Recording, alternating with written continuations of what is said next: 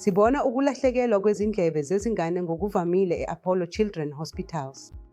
Kunezigaba ezimbili ezinkulu: ukunguzwa ngenxa yezinzwa kanye nokunguzwa ngenxa yokuvinjelwa. Ukunguzwa ngenxa yezinzwa kuvame ukuba akulula ukukwelapha. Sivame ukubona izingane eziza nezinga elinzima noma elibi kakhulu lokulahlekelwa ukuzwa kokubili ezalwa kanjalo ngenxa yezimbangela zofuzo. Izingane eziningi ezilahlekelwa ukuzwa kokubili zingathola lesi sifo ngenxa yokutheleleka amagciwane afana nomasikane noma i-chickenpox. Manje, lezi zingane ngeke zikwazi ukukhuluma uma ukuzwa kwazo kungathuthukiswa ngaphambi kweminyaka 4 kuya kwemi-5. Kulezi zingane, ukuhlinzwa kokufakwa kwe-cochlear implant kuyindlela efanele, lapho kufakwa khona i-implant ngokuhlinzwa ngaphakathi endlebeni eduze nentambo ye-cochlear ukuze ivuseleleke. Uma kungelashwa ngesikhathi esifanele, lezi zingane zingaba nokulimala okungapheli ezindlebeni zazo. Sibona izingane eziza nokulahlekelwa ukuzwa ezitholakala zinamanzi ngemuva kwe-eardrum.